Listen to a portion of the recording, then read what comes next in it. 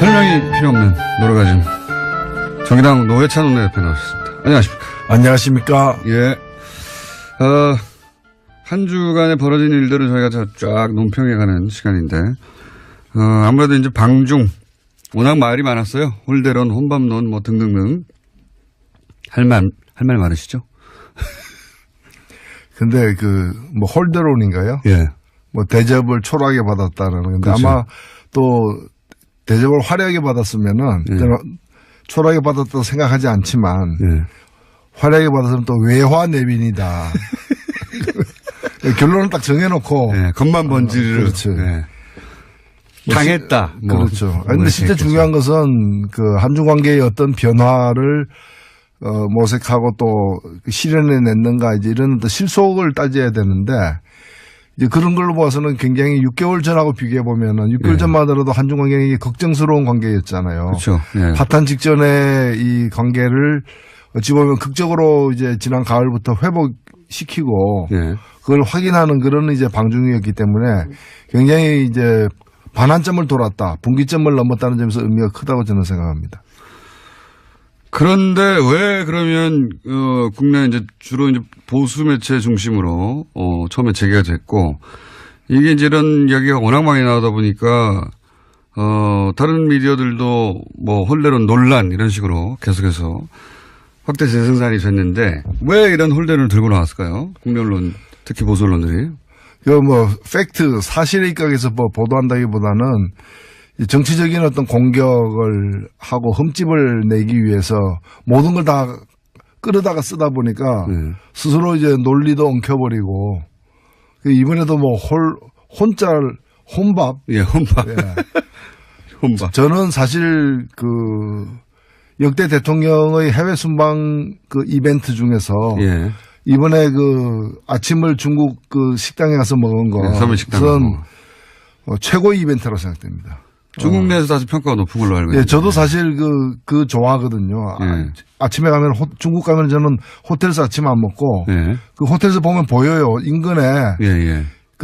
출근하는 어머니가 애를 갖다 자전거 싣고 예. 애를 유아원 데리고 자기는 직장 가면서 둘 다 식당에 들어가요. 중국 사람들이 아침을 거의 집에서 안 먹거든요. 아침을 식당에서 먹는다고.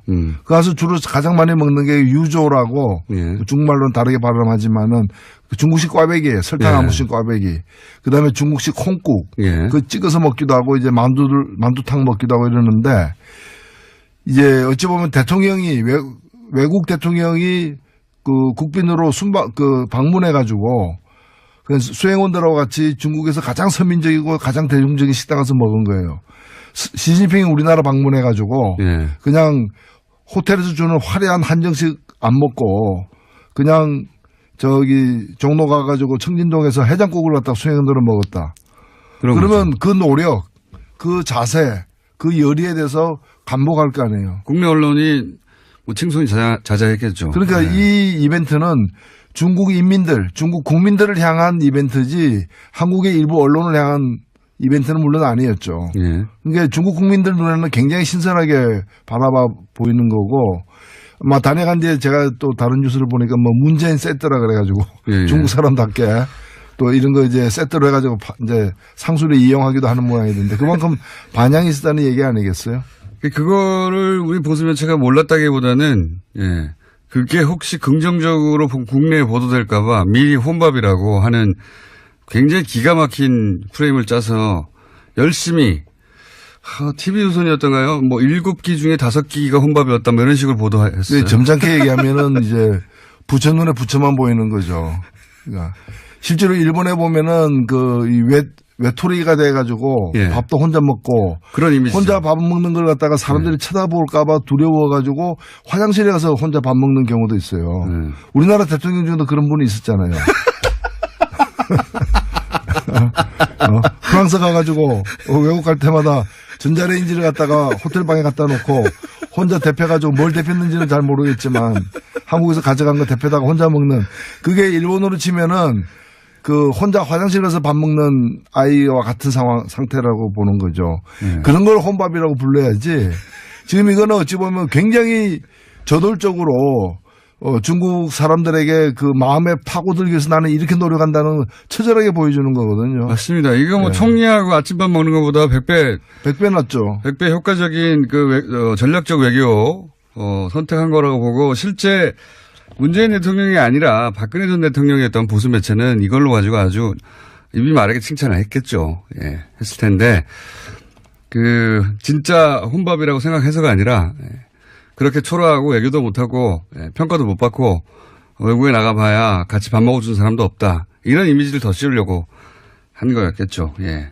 이걸 엄청나게 보도했어요. 근데 엄청나게 혼밥이라고. 정말 악의적이었는데 이렇게 성과를 깎아내린 이유 중에 하나가 곧 지방선거이기 때문이기도 하지 않습니까? 사실은. 사실은 뭐 이렇게 비판할 게 별로 없다 보니까 이거 비판하는 거 아니에요. 그렇긴 한데 효과적이었다고 생각하는 것 같아요. 계속해서 써먹는 걸 보면.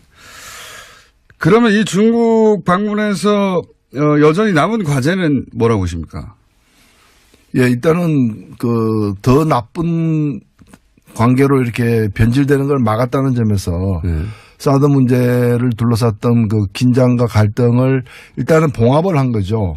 근데 왜 봉합하냐 완전히 해결해야지. 근데 지금 당장에는 완전히 해결할 방법이 없는 거예요, 사실은. 절대 없습니다, 절대. 없기 때문에 더 악화되지 않도록 일단 만들어 놓은 것도 저는 성과라고 보고 이제 이걸 어떻게 잘 관리해 나가는 게 앞으로의 숙제인 것이죠.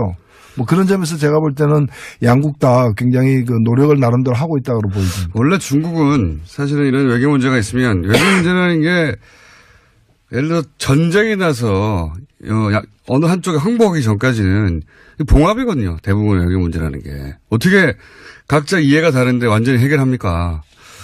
전쟁 나서 한쪽이 이겨서 한쪽이 점령하기 전까지 혹은 항복하고 누군가의 어느 일방의 요구를 굴욕적으로 최선이 안 되면 차선이고 최악을 막기 위해서 차악을 선택하는 게 외교인 거죠. 자, 그런 과제는 여전히 남아 있다. 이 봉합. 봉합 이상의 해결책은 사실은 없어요, 현재는. 일단은 봉합이죠. 네. 일단은 봉합이고 전쟁할 때도 보면은 휴전을 하는 것이지 무슨 불가침 조약을 맺는 게 아니잖아요. 한 단계는 그렇게 나가는 거고 이번에 저는 하여튼 아까 말씀드렸습니다마는 아침을 갖다가 충칭인가요? 거기서 네. 아침을 갖다가 중국의 가장 서민적인 식당 가서 먹은 그 이벤트, 혼밥 이벤트를 네. 만든 사람은 이벤트. 저는 상 줘야 된다고 봅니다. 상 줘야 된다, 오히려. 오히려 상을 줘야 된다. 혼밥 이벤트라고 하시면 안 되고 서민식당 이벤트. 그렇죠. 자, 고평가는 그렇게 하시고 지금 정치권에서 핫한 게 두 가지가 하나는 통합을 이제 한다. 곧 선언할지도 모른다. 크리스마스 선물 뭐 이런 얘기도 나오고 있고요. 본인에 대한 선물이겠죠. 다른 사람들에 대한 선물이 아니라 선물 이야기도 나오고 있고 또 한 가지 덩어리는 자유한국당에서 이제 당협위원장 교체, 당협위원장 교체라는 게 일반인들한테는 크게 와닿지 않은데 국회의원들한테는 생존권이거든요. 이게 굉장히 큰 일이 있었습니다. 그거 관련해서 내부에서 이걸 왜 했느냐, 누가 바뀌었느냐, 누군 들어가고 못 들어갔느냐 말들이 있는데 우선 통합 선언하겠죠? 여기까지 왔는데. 일단은 선언은 하겠죠. 예. 근데 그 선언이 이제 끝나는 것이 아니라 선언이 이제 당헌 당규에 따른 절차를 이행해야 법적인 효력을 가지는데 그 이행하는 것에는 뭐 난관이 여러 가지가 지금 있는 거죠. 지금 반대하는 사람들은 전당대회를 하자고 하고요. 안철수 대표는 아마도 뭐라고 부릅니까? 전당원 투표요. 예. 모두 당원인 사람 모두 이제 투표권을 가지고 왜냐하면 호남 지역에서는 지지하지 않는 통합을 반대하는 사람이 많지만 다른 지역에 또 여론을 다룰 수 있으니까요. 전당원 투표를 하자고 하는 것 같고, 예. 반대하는 쪽에서는 무슨 소리냐. 당원 당규상 전당대회 해야 되는데 이러고 있습니다. 그러니까 여기 합의가 안 되면 사실 이혼할 가능성도 상당히 높아져 있습니다. 그렇죠. 그러니까 바른정당 입장에서는 선거연대까지도 할 수 있다라고는 어떤 가장 약한 어떤 결합으로서 그러면서 이제 가장 세게는 이제 일부에서는 또 이혼하고 와라. 이혼하고 와라.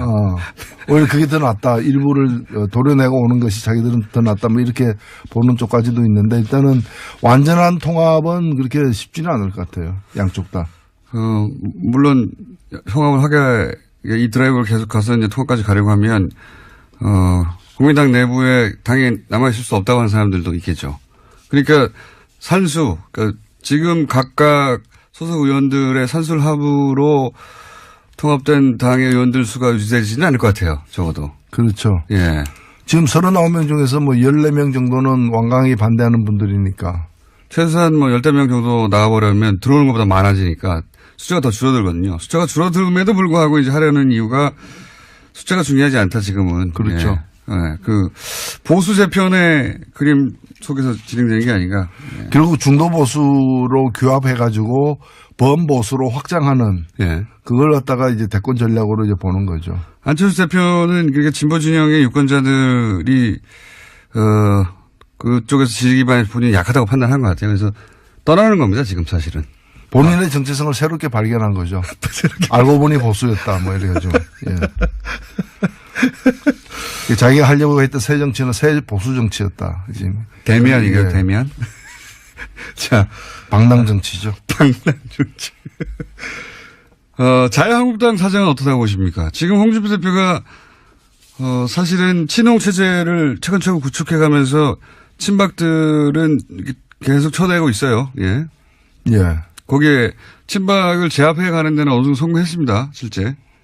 그렇죠. 근데 사실 친박 자체가 예. 말이 친박이고 부자 망해도 3년 간다 그러는데 그래서 당분간 갈 걸로도 이제 보였지만은 실은 이미 그 수장이 예.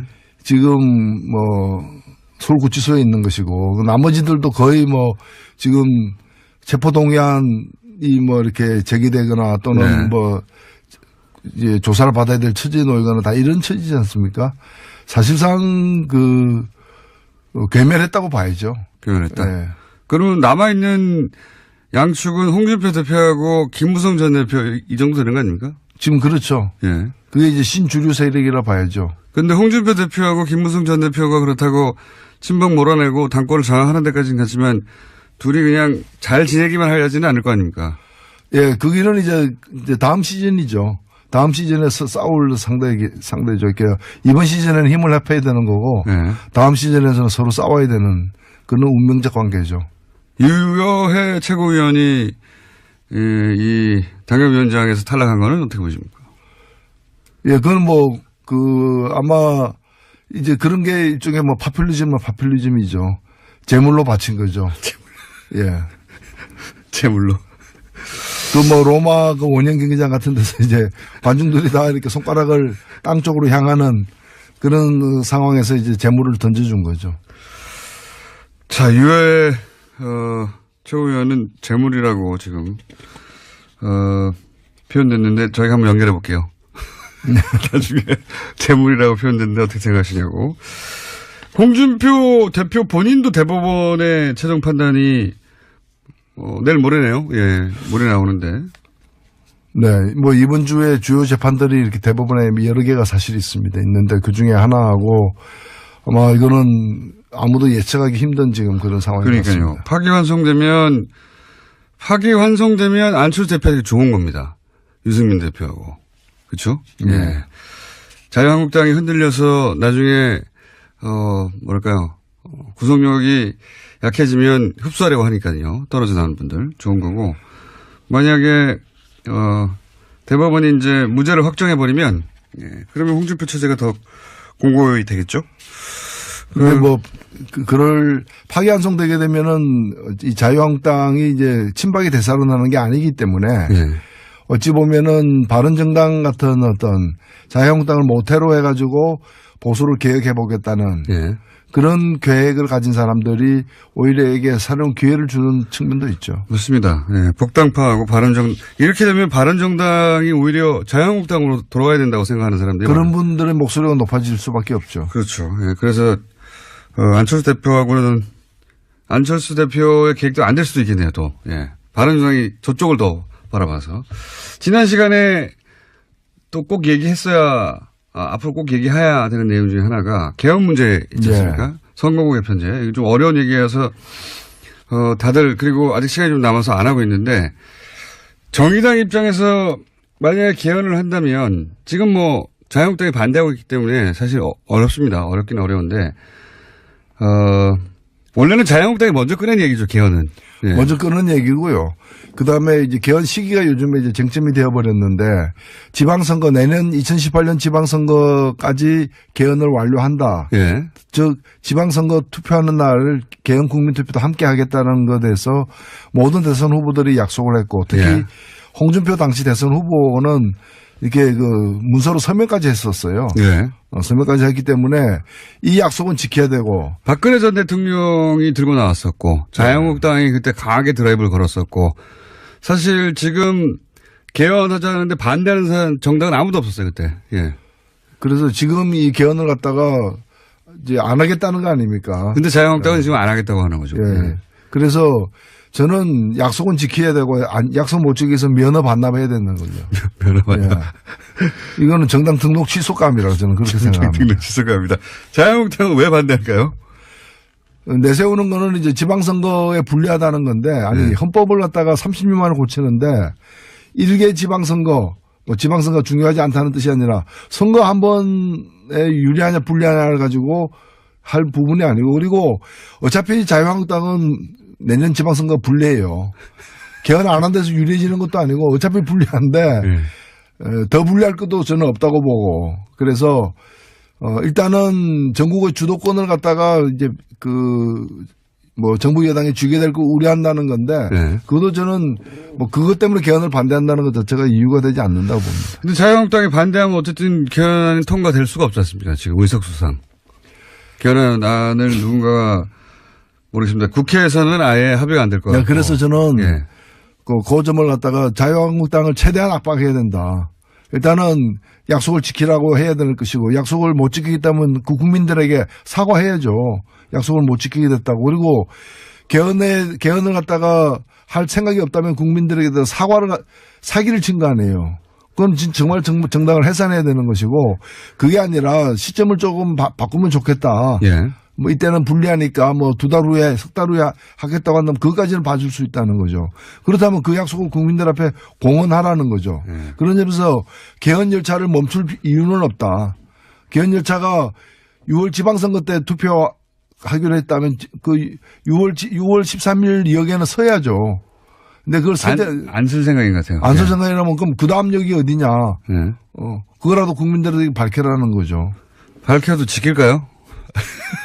그러니까 저는 그렇게 안 지킬 것 같으면은 이 운동장을 떠나라 이렇게 얘기를 해야 되는 거죠. 운동장을 떠나라. 현실적으로 자유한국당이 반대하는 한 개헌을 할 방법이 없었습니까, 사실. 국회를 통과하지를 못하니까. 그건, 부차적인 문제는 아니지만 그건 그대로 두고 만약에 개헌을 한다면 꼭 포함되어야 하는 내용이 뭡니까, 정의당 입장에서. 선거구제 개편이죠. 예, 뭐 여러 가지가 사실입니다. 저는 정의당은 기본권 신장과 지방분권을 강조하는 게 기본이고요. 특히 기본권과 관련해서도 해서 이 노동권을 갖다가 복원시키는 재헌의회 수준으로 우리가 이 정부를 처음 만들 때 헌법을 처음 설계할 때의 정신으로 돌아가는 그래서 지금 그동안에 독재 정권들이 들어서면서 부당하게 기본권들을 제약한 특히 노동상권을 제약한 부분을 갖다가 회복시키는 내용 그다음에 선거와 관련해 가지고 비례성의 원칙을 선거에 못 박는 이제 헌법 조문에다 못 박는 비례선거의 원칙을 좀 더 자세히 설명해 주시면요. 네, 이제 국민의 민심 그대로 선거 결과에 반영될 수 있도록 하는 이거는 여러 가지 측면 하나는 이제 선거 제도와 관련해서 지금의 선거 제도가 예를 들면 가장 뭐 비근한 예로 정의당이 7.3% 얻고 의석을 7.3% 가지는 게 아니라 의석은 2%밖에 못 가지는 이런 문제들. 그다음에 인구 대비로 표의 등가성 문제. 그 농촌의 한 표가 도시의 뭐 두 표하고 비슷한 지금. 그건 왜 그런지 설명해 주십시오. 그게 이 선거구를 획정할 때 예를 들면 10만 명당 한 명을 뽑는다고 이러면 농촌 같은 도시에는 20만 명당 한 명까지를 허용하는 거예요. 독일 같은 경우에는 1.5 이상이 되면 위헌이다. 뭐 1.25, 1.3대 1 이렇게 이제 비율을 정했는데. 비율을 정하고 있는데 우리는 지금 2대 1까지 허용하고 있거든요. 그러니까 이제 농촌 지역이 어차피 인구가 좀 적어서 네. 1대1로 할 수는 없다 하더라도 그 비율이 너무 차이가 난다. 그렇죠. 예. 이제는 지금 2대 1까지 허용하고 있는데 1.5대 1 정도까지로 낮출 필요가 있습니다. 그래서 근접하게 만들어야 되는 도시 15만 명이 농촌 10만 명하고 같은 대표성을 갖도록 하는 정도까지 지금은 농촌 10만 명이 도시에 20만 명이 되는 네. 꼴이 되기 때문에 그러니까 농촌에서 지지하는 정당이 유리하죠. 네, 그렇죠. 정치 세력이. 그래서 농민들의 어떤 그 목소리를 정치에 반영하는 것은 당연히 필요하고 중요하지만은 지금 이것이 농민들의 목소리를 반영하는 구조가 아니라 그렇죠. 농촌의 그 보수적인 기득권 세력들을 갖다가 그 정치 세력들을 연명시키는 제도로 악용되고 있기 때문에 이 비례성의 원칙을 갖다가 더 되살리는 그런 이제 그 헌법 조항을 갖다가 삽입하는 것이 필요하다는 거죠. 그러니까요. 10만 지금 명. 국회 개헌특위에서도 네. 국회 자문위원회 안으로 이렇게 나와 있습니다. 나와 있다. 요는 결국은 표를 받은 만큼 국회의원들이 국회에 진출해야 되는 게 맞고 또 하나 도시와 농촌을 비교하자면 농촌이 보수 성향 때문에 이제 보수 정치 세력이 유리하게 지금 짜져 있는 비율을 낮춰야 된다. 예. 그런 말씀이신 거죠. 그 두 가지가 반지. 그러니까 요 비례성의 원칙은 뭐 명칭은 여러 가지 있습니다. 뭐 독일 정당 명부제부터 시작해서 많은 명칭이 있는데 뭐라고 부르든 간에. 그리고 지금 권력구조에 대한 여러 가지 안들이 나와 있지만은 어떤 권력구조가 채택되든 국회의 권한이 다소 지금보다 많아지는 건 사실이거든요. 예. 그렇다면 국회의 권한을 지금처럼 잘못된 선거제도를 가지고 뽑힌 국회의 권한을 더 높이는 것은 더 문제가 있을 수 있기 때문에 국회의원을 민심이 그대로 반영되는 선거제도가 전제된 후에 그 속에서 새로 뽑힌 국회의원들이 권한이 다소 높아지는 거라면 몰라도 현재와 같은 상태에서 국회의 권한이 더 높아지는 것은 바람직하지 않을 수도 있다. 저는 그렇게 봅니다. 정의당 입장에서는 이제 내각 책임제도 지금 뭐 현재 일당이 될 수 없으니까 내각 책임제도 괜찮다, 좋다 이런 입장이죠. 이론적으로 보면은 내각 책임제가 가장 우수한 제도라는 것은 뭐 이론이 없습니다. 누구나 다 인정하는 거고요. 문제는 타이밍의 문제인데 그것을 지금 우리의 국민들의 요구, 그다음에 정치 문화, 그다음에 국회에 대한 어떤 신뢰 정도 여러 가지를 종합했을 때 국회의원의 실력도 넣죠. 그렇죠. 그것이 또 정당 정치의 어떤 발전 정도 이런 것들이 지금 당장의 내각제를 실현할 정도가 되느냐 안 되느냐에 대해서는 다양한 판단이 사실 있는 개인적으로는 어떻게 생각하십니까? 저는 내각제가 훌륭한 제도로 생각하지만은 지금 당장에 국민들의 동의를 얻기에는 여론조사 결과가 나타나는 것처럼 쉽지 않다는 생각을 갖고는 있습니다. 물론 방향은 우리는 내각제 방향이지만 근데 더 위험한 건 뭔가 하면은 소위 분권형 대통령제라는 이름 하에 숨어 있는 이원 집정제. 뭐 대통령은 외치, 그다음에 그렇지. 수상은 내치. 그리고 대통령은 권한을 한 20% 갖고 국회에서 선출된 국무총리는 한 80%의 권한을 갖는. 저는 이건 굉장히 위험한 방식이라고 생각들어요. 왜냐하면 4천만 명의 국민이 뽑은 사람은 20%의 권한을 갖고 300명의 국회의원이 뽑은 국무총리는 80%의 권한을 갖고 그리고 내치 외치를 어떻게 구분합니까? 개성공단은 내치입니까 외치입니까? 한미 FTA는 내치입니까 외치입니까? 그 뒤에 깔린 의도는 뭐라고 보십니까? 그건 대통령 당선되기 힘든 집단들이 권력을 서로 나눠 먹기 위해서 너는 20%짜리 권한을 갖는 대통령, 우리끼리 모여가지고 우리는 80%의 권한을 갖는 실세형 총리 이렇게 해서 그래서 자기들 모이는 그 약속 장소를 제3지대라고 붙이고 제3지대에서 모입시다 뭐 이렇게 해가지고 모여가지고 뭔가를 그래서 새로 뽑히는 대통령은 임기를 갖다가 5년이 아니라 줄이겠다. 줄인 다음에 이 개정된 헌법을 가지고서 이제 분권형 대통령제를 실시하겠다는 것이 지난 대선에서 그렇죠. 일부 당선 가능성 없는 연합의 어떤 그런 과제였죠. 자기들 단독으로 단성이 안 되니까 힘을 모아서 그거 힘을 모으니까 이해가 달라지니까 어떻게 나눌 것인가 하는 가운데 그런 아이디어가 나온 거죠.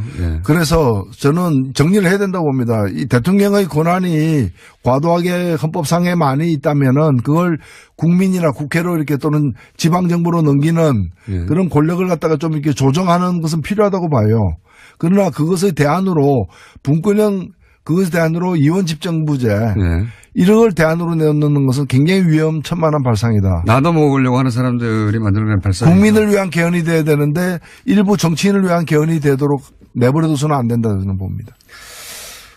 오늘 좀 심각한 얘기를 했습니다. 네. 근데 이 개헌 이야기는 아직은 시기가 이르다 싶기도 하면서도 한편으로는 이제 시간도 없어요, 별로. 이제는 해야 됩니다. 그리고 네. 국민들에게 해온 약속이고 네. 마지막 개헌한 지 30년이 됐습니다. 그 이전에 40년 동안 9번 개헌하고 30년 동안 개헌 한 번도 안 했거든요. 그래서 묵은 숙제를 갖다가 털어버리는 그런 개헌이 필요하다고 봅니다. 현실적으로는 근데 쉽지 않은 상황이다. 네. 오늘은 여기까지 하겠습니다. 지금까지 정의당의 노회찬 원내대표였습니다. 감사합니다. 네, 감사합니다. 설명이 필요 없는 노래가즘 정의당 노회찬 원내대표 나오셨습니다. 안녕하십니까. 안녕하십니까. 예. 한 주간에 벌어진 일들을 저희가 쫙 논평해가는 시간인데, 아무래도 이제 방중, 워낙 말이 많았어요. 홀대론, 혼밥론, 뭐 등등등. 할 말 많으시죠? 근데 뭐 홀대론인가요? 예. 뭐 대접을 초라하게 받았다는 건데 그렇죠. 아마 또 대접을 화려하게 받았으면은 예. 저는 초라하게 받았다고 생각하지 않지만 예. 화려하게 받았으면 또 외화 내빈이다. 결론을 딱 정해놓고. 예. 겉만 번지르르. 그렇죠. 예. 당했다. 뭐. 그렇죠. 근데 진짜 중요한 것은 한중 관계의 어떤 변화를 모색하고 또 실현해 냈는가 이제 이런 어떤 실속을 따져야 되는데 이제 그런 걸로 봐서는 굉장히 6개월 전하고 비교해 보면은 6개월 예. 전만 하더라도 한중 관계가 걱정스러운 관계였잖아요. 그렇죠. 예. 파탄 직전에 이 관계를 어찌 보면 극적으로 이제 지난 가을부터 회복시키고 예. 그걸 확인하는 그런 이제 방중이었기 때문에 굉장히 이제 반환점을 돌았다, 분기점을 넘었다는 점에서 의미가 크다고 저는 생각합니다. 그런데 왜 그러면 국내 이제 주로 이제 보수 매체 중심으로 처음에 재개가 됐고 이게 이제 이런 이야기가 워낙 많이 나오다 보니까 다른 미디어들도 뭐 홀대론 논란 이런 식으로 계속해서 확대 재생산이 됐는데 왜 이런 홀대론을 들고 나왔을까요? 국내 언론 특히 보수 언론들이. 뭐 팩트 사실에 입각해서 뭐 보도한다기보다는 정치적인 어떤 공격을 하고 흠집을 내기 위해서 모든 걸 다 끌어다가 쓰다 보니까 스스로 이제 논리도 엉켜버리고 이번에도 우리 보수 매체가 몰랐다기보다는 예. 그게 혹시 긍정적으로 국내에 보도될까봐 미리 혼밥이라고 하는 굉장히 기가 막힌 프레임을 짜서 열심히 TV조선이었던가요? 뭐 7기 중에 5기가 혼밥이었다 뭐 이런 식으로 보도했어요. 점잖게 얘기하면은 이제 부처 눈에 부처만 보이는 거죠. 그러니까 실제로 일본에 보면은 이 외톨이가 돼가지고 예. 밥도 혼자 먹고 그런 이미지. 혼자 밥 먹는 걸 갖다가 사람들이 쳐다볼까봐 두려워가지고 화장실에 가서 혼자 밥 먹는 경우도 있어요. 우리나라 대통령 중에도 그런 분이 있었잖아요. 프랑스 가가지고 외국 갈 때마다 전자레인지를 갖다가 호텔방에 갖다 놓고 혼자 데펴가지고 뭘 데폈는지는 잘 모르겠지만 한국에서 가져간 거 데펴다가 혼자 먹는 그게 일본으로 치면은 혼자 화장실 가서 밥 먹는 아이와 같은 상태라고 보는 거죠. 그런 걸 혼밥이라고 불러야지.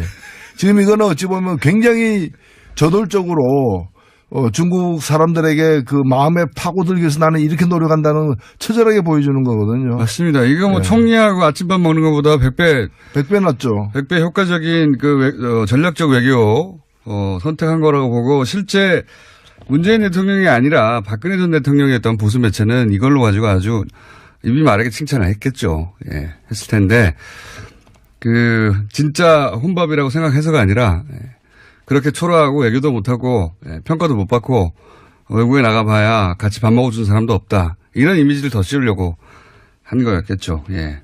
이걸 엄청나게 보도했어요. 근데 엄청나게 혼밥이라고. 정말 악의적이었는데. 이렇게 성과를 깎아내는 이유 중에 하나가 곧 지방선거이기 때문이기도 하지 않습니까? 사실은. 사실은 뭐 이렇게 비판을 된다 봅니다. 상 줘야 된다 오히려.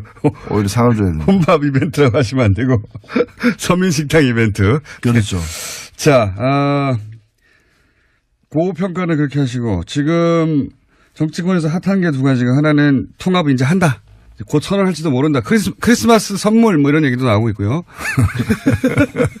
본인에 대한 선물이겠죠. 다른 사람들에 대한 선물이 아니라 선물 이야기도 나오고 있고 또 한 가지 덩어리는 자유한국당에서 이제 당협위원장 교체, 당협위원장 교체라는 게 일반인들한테는 크게 와닿지 않은데 국회의원들한테 생존권이거든요. 이게 굉장히 큰 일이 있었습니다. 그거 관련해서 내부에서 이걸 왜 했느냐, 누가 바뀌었느냐, 누군 들어가고 못 들어갔느냐 말들이 있는데 우선 통합 선언 하겠죠? 여기까지 왔는데. 일단은 선언은 하겠죠. 예. 근데 그 선언이 이제 끝나는 것이 아니라 선언이 이제 당헌 당규에 따른 절차를 이행해야 법적인 효력을 가지는데 그 이행하는 것에는 뭐 난관이 여러 가지가 지금 있는 거죠. 지금 반대하는 사람들은 전당대회를 하자고 하고요. 안철수 대표는 아마도 뭐라 부릅니까? 그 전당원 투표요. 예. 모두 당원인 사람 모두 이제 투표권을 가지고 왜냐하면 호남 지역에서는 그 지지하지 않는 통합을 반대하는 사람이 많지만 다른 지역에 또 여론을 다룰 수 있으니까요. 전당원 투표를 하자고 하는 것 같고, 예. 반대하는 쪽에서는 무슨 소리냐. 당원 당규상 전당대회 해야 되는데 이러고 있습니다. 그러니까 여기 합의가 안 되면 사실 이혼할 가능성도 상당히 높아져 있습니다. 그렇죠. 뭐 그러니까 바른정당 입장에서는 그 선거연대까지 이렇게 별로 없다 보니까 이거 비판하는 거 아니에요. 그렇긴 한데 효과적이었다고 생각하는 것 같아요. 계속해서 써먹는 걸 보면. 그러면 이 중국 방문에서 여전히 남은 과제는 뭐라고 보십니까? 예, 일단은 그 더 나쁜 관계로 이렇게 변질되는 걸 막았다는 점에서 네. 사드 문제를 둘러쌌던 그 긴장과 갈등을 일단은 봉합을 한 거죠. 네. 근데 왜 봉합하냐 완전히 해결해야지. 근데 지금 당장에는 완전히 해결할 방법이 없는 거예요, 사실은. 절대 없습니다. 예, 절대. 없기 때문에 더 악화되지 않도록 일단 만들어 놓은 것도 저는 성과라고 보고 이제 이걸 어떻게 잘 관리해 나가는 게 앞으로의 숙제인 것이죠.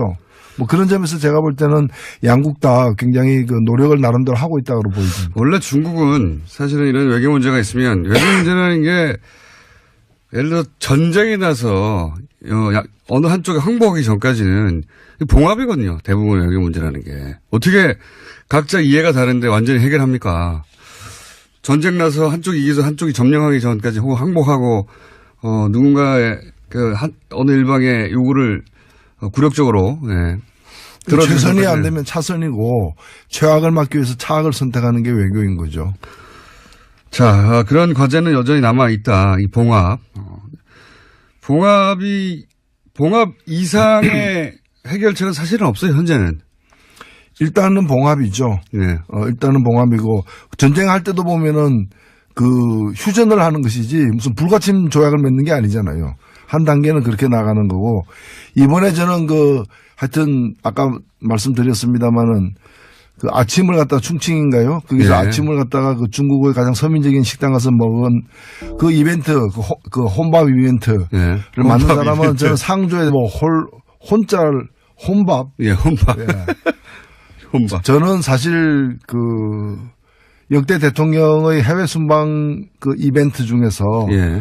이번에 그 아침을 중국 그 식당에 가서 먹은 거. 네, 서민 식당 우선 최고의 이벤트라고 생각됩니다.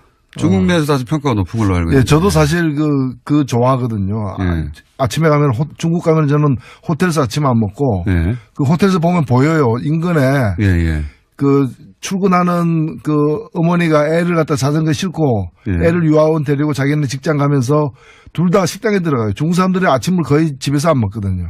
아침을 식당에서 먹는다고. 그 가서 주로 가장 많이 먹는 게 유조라고 예. 중국말로는 다르게 발음하지만은 그 중국식 꽈배기예요. 설탕 안 예. 묻힌 꽈배기. 그다음에 중국식 콩국. 예. 그 찍어서 먹기도 하고 이제 만두탕 먹기도 하고 이러는데 이제 어찌 보면 대통령이 외국 대통령이 그 국빈으로 방문해 가지고 그래서 수행원들하고 같이 중국에서 가장 서민적이고 가장 대중적인 식당 가서 먹은 거예요. 시진핑이 우리나라 방문해 가지고 예. 그냥 호텔에서 주는 화려한 한정식 안 먹고 그냥 저기 종로 가가지고 청진동에서 해장국을 갖다 수행원들은 먹었다. 그러면 그 노력, 그 자세, 그 열의에 대해서 간복할 거 아니에요. 국내 언론이 뭐 칭송이 자자했겠죠. 그러니까 네. 이 이벤트는 중국 인민들, 중국 국민들을 향한 이벤트지 한국의 일부 언론을 향한 이벤트는 물론 아니었죠. 예. 그러니까 중국 국민들 눈에는 굉장히 신선하게 바라봐 보이는 거고, 막 다녀간 뒤에 제가 또 다른 뉴스를 보니까 뭐 문재인 세트라 그래가지고 예, 예. 중국 사람답게 또 이런 거 이제 세트로 해가지고 이제 상수를 이용하기도 하는 모양이던데 그만큼 반향이 있었다는 얘기 아니겠어요? 그거를